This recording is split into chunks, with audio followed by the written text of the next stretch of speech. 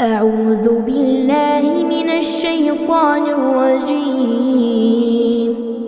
بسم الله الرحمن الرحيم. الحمد لله الذي أنزل على عبده الكتاب ولم يجعل له عوجا قيما لينذر بأسا شديدا من لدنه ويبشر المؤمنين الذين يعملون الصالحات أن لهم أجرا حسنا ماكثين فيه أبدا وينذر الذين قالوا اتخذ الله ولدا ما لهم به من علم ولا لآبائهم كبرت كلمة تخرج من أفواههم إن يقولون إلا كذبا فلعلك باخع نفسك على آثارهم إن لم يؤمنوا بهذا الحديث أسفا إنا جعلنا ما على الأرض زينة لها لنبلوهم أيهم أحسن عملا وإنا لجاعلون ما عليها صعيدا جرزا أم حسبت أن أصحاب الكهف والرقيم كانوا من آياتنا عجبا إذ أوى الفتية إلى الكهف فقالوا ربنا آتنا من لدنك رحمة وهيئ لنا من أمرنا رشدا فضربنا على آذانهم في الكهف سنين عددا ثم بعثناهم لنعلم أي الحزبين أحصى لما لبثوا أمدا نحن نقص عليك نبأهم بالحق إنهم فتية آمنوا بربهم وزدناهم هدى وربطنا على قلوبهم إذ قاموا فقالوا ربنا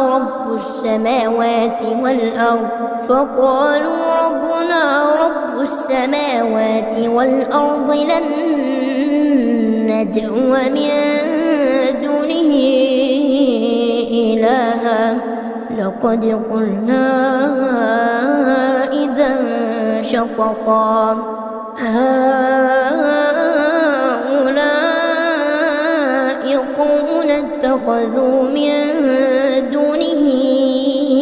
آلهة لولا يأتون عليهم بسلطان بين فمن أظلم ممن افترى على الله كذبا وإذ اعتزلتموهم وما يعبدون إلا الله فأووا إلى الكهف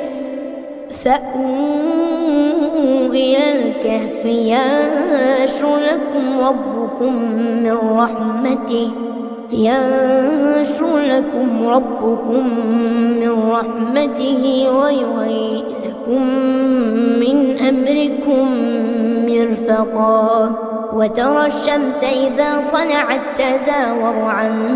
كهفهم ذات اليمين وإذا غربت تقرضهم ذات الشمال وهم في فجوة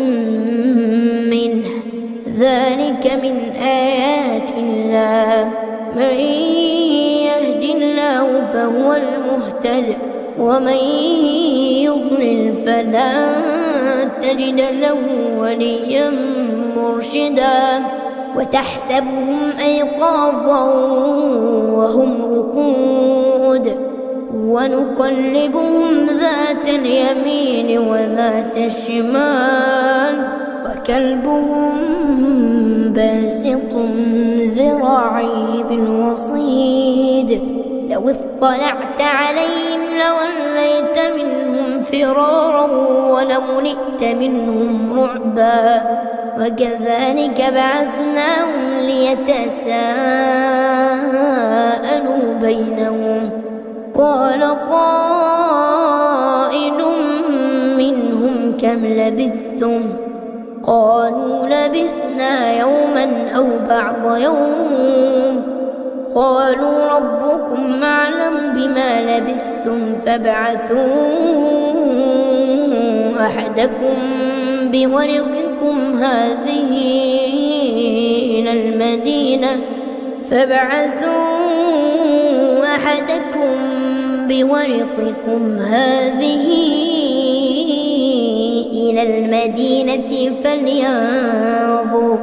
فلينظر أيها أزكى طعاما فليأتكم برزق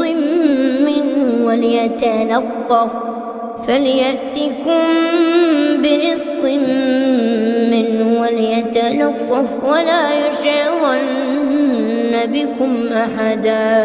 إنهم إن يظهروا عليكم يرجموكم أو يعيدوكم في ملتهم ولن تفلحوا إذا أبدا وكذلك أعثرنا عليهم ليعلموا أن وعد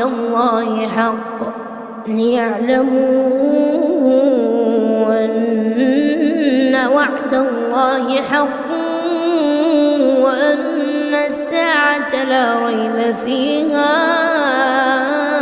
إذ يتنازعون بينهم أمرهم فقالوا ابنوا عليهم بنيانا ربهم أعلم بهم قال الذين غلبوا على أمرهم لنتخذن عليهم مسجدا سيقولون 3 رابعهم كلبهم ويقولون 5 سادسهم كلبهم رجما بالغيب ويقولون 7 وثامنهم كلبهم قل ربي أعلم بعدتهم ما يعلمهم إلا قليل فلا تمار فيهم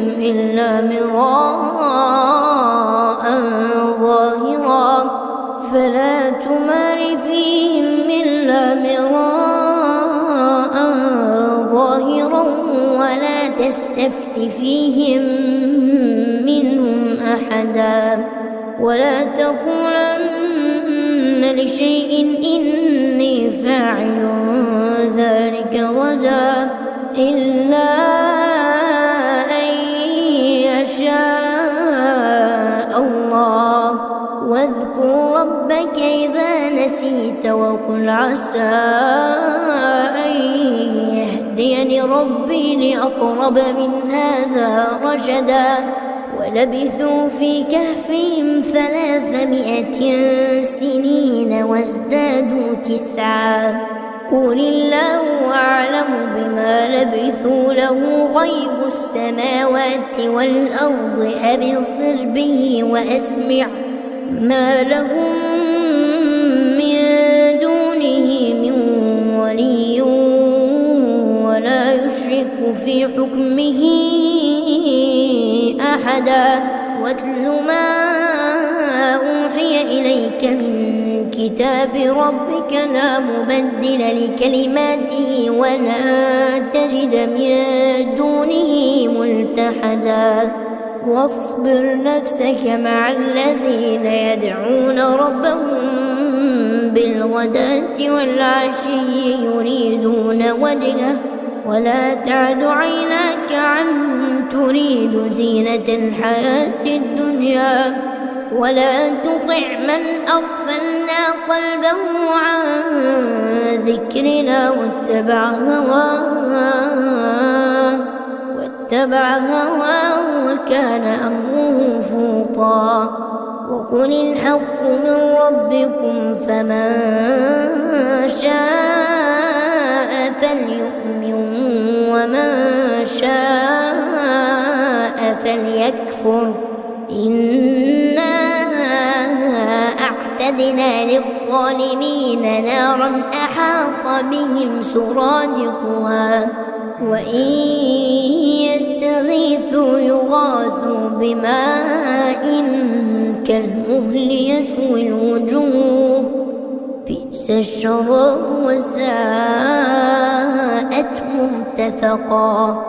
إن الذين آمنوا وعملوا الصالحات إنا لا نضيع أجر من أحسن عملا. أولئك لهم جنات عدن تجري من تحتهم الأنهار يحلون فيها من أساور من ذهب ويلبسون ثيابا خضرا من سندس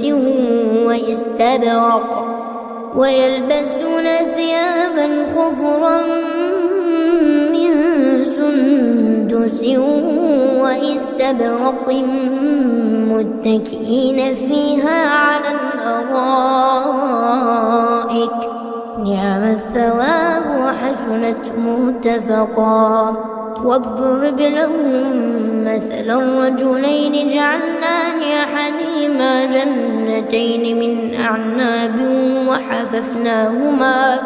وحففناهما بنخل وجعلنا بينهما زرعا. كلتا الجنتين آتت أكلها ولم تظلم منه شيئا وفجرنا خلالهما نهرا. وكان له ثمر فقال لصاحبه وهو يحاوره أنا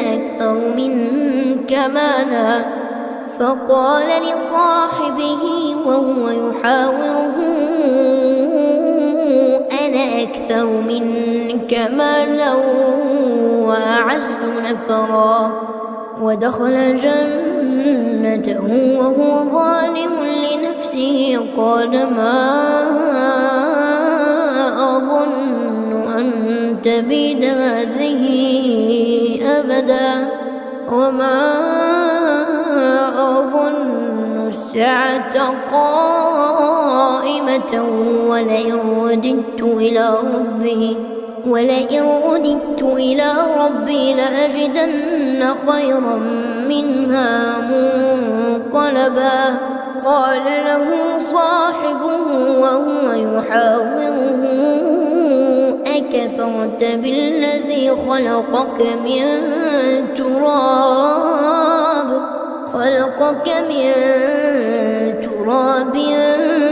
ثم من نطفة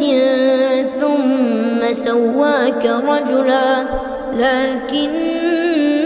هو الله ربي ولا أشرك بربي أحدا. ولولا إذ دخلت جنتك قلت ما شاء الله لا قوة إلا بالله إن ترني أنا أقل منك مالا وولدا فعسى ربي أن يؤتيني خيرا من جنتك ويرسل عليها حسبانا من السماء فتصبح صعيدا زلقا أو يصبح ماؤها غورا فلن تستطيع له طلبا. وأحيط بثمره فأصبح يقلب كفيه على ما أنفق فيها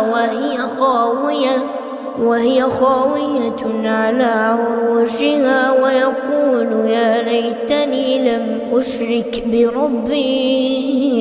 أحدا ولم تكن له فئة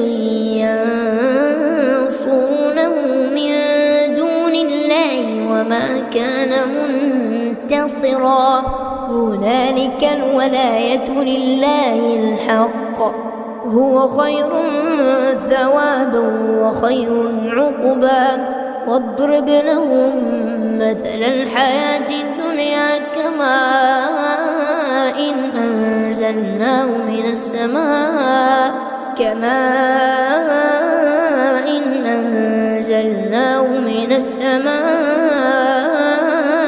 فاختلط به نبات الأرض فأصبح هشيما تذروه الرياح وكان الله على كل شيء مقتدرا المال والبنون زينة الحياة الدنيا والباقيات الصالحات خير عند ربك ثوابا وخير أملا ويوم نسير الجبال وترى الأرض بارزة وحشرناهم فلم نغادر منهم أحدا وعرضوا على ربك صفا لقد جئتمونا كما خلقناكم أول مرة بل زعمتم أن لن نجعل لكم موعدا ووضع الكتاب فترى المجرمين مشفقين مما فيه ويقولون يا ويلتنا ما لهذا الكتاب لا يغادر صغيرة ولا كبيرة إلا أحصاها ووجدوا ما عملوا حاضرا ولا يظلم ربك أحدا وإذ قلنا للملائكة اسجدوا لآدم فسجدوا إلا إبليس كان من الجن ففسق عن أمر ربه أفتتخذونه وذريته أولياء من دوني وهم لكم عدو بئس للظالمين بدلا ما أشهدتهم خلق السماوات والأرض ولا خلق أنفسهم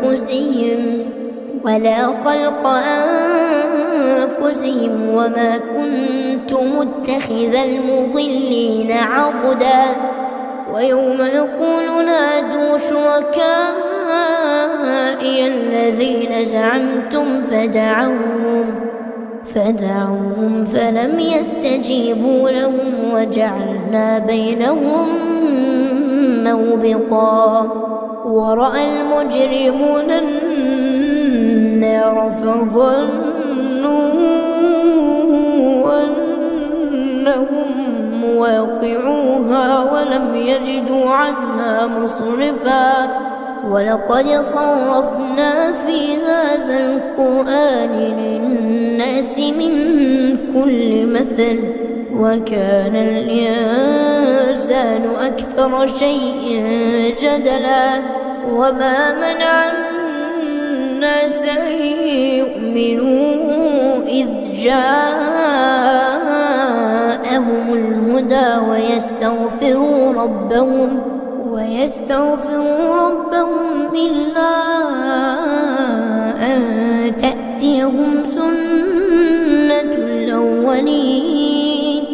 إلا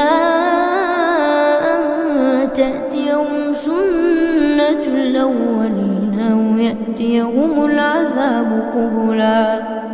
وما نرسل المرسلين إلا مبشرين ومنذرين ويجادل الذين كفروا بالباطل ليدحضوا به الحق واتخذوا آياتي وما أنذروا هزوا ومن أظلم ممن ذكر بآيات ربه فأعرض عنها ونسي ما قدمت يداه إنا جعلنا على قلوبهم أكنة أن يفقهوه وفي آذانهم وقرا وإن تدعوهم إلى الهدى فلن يهتدوا إذا أبدا وربك الغفور ذو الرحمة لو يؤاخذهم بما كسبوا لعجل لهم العذاب بل لهم موعد لن يجدوا من دونه موئلا وتلك القرى أهلكناهم لما ظلموا وجعلنا لمهلكهم موعدا وإذ قال موسى لفتاه لا أبرح حتى أبلغ مجمع البحرين أو أمضي حقبا فلما بلغا مجمع بينهما نسيا حوتهما فاتخذ سبيله في البحر سربا فلما جاوزا قال لفتاه آتنا غداءنا لقد لقينا من سفرنا هذا نصبا قال أرأيت إذ أوينا إلى الصخرة فإني نسيت الحوت وما أنسانيه إلا الشيطان أن أذكره واتخذ سبيله في البحر عجبا قال ذلك ما كنا نبغ فارتد على آثارهما قصصا فوجدا عبدا من عبادنا آتيناه رحمة من عندنا وعلمناه من لدنا علما قال له موسى هل أتبعك على أن تعلمني مما علمت رشدا قال إنك لن تستطيع معي صبرا وكيف تصبر على ما لم تحط به خبرا قال ستجدني إن شاء الله صابرا ولا أعصي لك أمرا قال فإن اتبعتني فلا تسألني عن شيء حتى أحدث لك منه ذكرا فانطلقا حتى إذا ركبا في السفينة خرقها قال أخرقتها لتغرق أهلها لقد جئت شيئا إمرا قال ألم أقل إنك لن تستطيع معي صبرا قال لا تؤاخذني بما نسيت ولا ترهقني من أمري عسرا فانطلقا حتى إذا لقيا غلاما فقتله قال أقتلت نفسا زكية بغير نفس لقد جئت شيئا نكرا قال ألم أقل لك إنك لن تستطيع معي صبرا قال إن سألتك عن شيء بعدها فلا تصاحبني قد بلغت من لدني عذرا. فانطلقا حتى إذا أتيا أهل قرية استطعما أهلها فأبوا أن يضيفوهما فوجدا فيها جدارا يريد أن ينقض فأقامه قال لو شئت لاتخذت عليه أجرا. قال هذا فراق بيني وبينك سأنبئك بتأويل ما لم تستطع عليه صبرا. أما السفينة فكانت لمساكين يعملون في البحر فأردت أن أعيبها وكان وراءهم ملك يأخذ كل سفينة غصبا. وأما الغلام فكان أبواه مؤمنين فخشينا أن يرهقهما طغيانا وكفرا فأردنا أن يبدلهما ربهما خيرا منه زكاة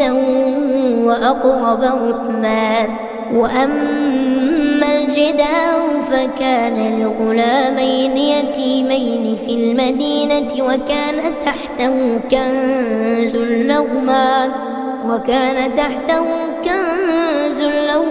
وكان أبوهما صالحا فأراد ربك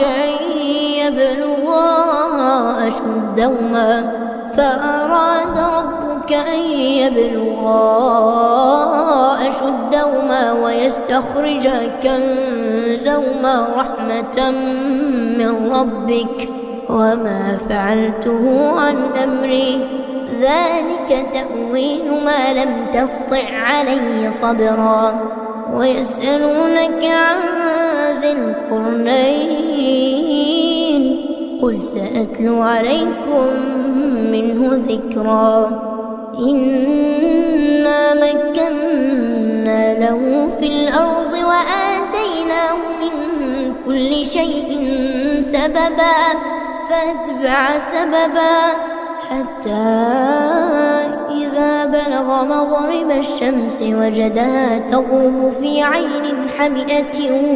ووجد عندها قوما قلنا يا ذا القرنين إما أن تعذب وإما أن تتخذ فيهم حسنا. قال أما من ظلم فسوف نعذبه ثم يرد إلى ربه فيعذبه عذابا نكرا. وأما من آمن وعمل صالحا فله جزاء الحسنى وسنقول له من أمرنا يسرا. ثم أتبع سببا حتى إذا بلغ مطلع الشمس وجدها تطلع على قوم لم نجعل لهم من دونها سترا. كذلك وقد أحطنا بما لديه خبرا. ثم أتبع سببا حتى إذا بلغ بين السدين وجد من دونهما قوما لا يكادون يفقهون قولا. قالوا يا ذا القرنين إن يأجوج ومأجوج مفسدون في الأرض فهل نجعل لك خرجا على أن تجعل بيننا وبينهم سدا. قال ما مكني فيه ربي خير فاعينوني بقوة أجعل بينكم وبينهم ردما. آتوني زبر الحديد حتى إذا ساوى بين الصدفين قال انفخوا قال انفخوا حتى إذا جعله نارا قال آتوني أفرغ عليه قطرا فما استطاعوا أن يظهروه وما استطاعوا له نقبا قال هذا رحمة من ربي فإذا جاء وعد ربي جعله دكاء وكان وعد ربي حقا وتركنا بعضهم يومئذ يموج في بعض ونفخ في الصور فجمعناهم جمعا وعرضنا جهنم يومئذ للكافرين عرضا الذين كانت أعينهم في غطاء عن ذكري وكانوا لا يستطيعون سمعا أفحسب الذين كفروا أن يتخذوا عبادي من دوني أولياء إنا أعتدنا جهنم للكافرين نزلا قل هل ننبئكم بالأخسرين أعمالا الذين ضل سعيهم في الحياة الدنيا وهم يحسبون أنهم يحسنون صنعا أولئك الذين كفروا بآيات ربهم ولقائه فحبطت أعمالهم فلا نقيم لهم يوم القيامة وزنا ذلك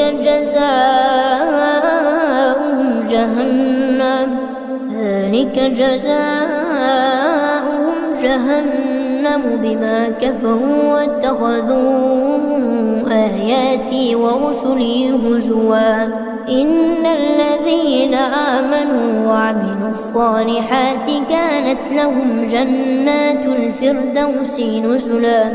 خالدين فيها لا يبغون عنها حولا قل لو كان البحر مدادا لكلمات ربي لنفد البحر قبل أن تنفد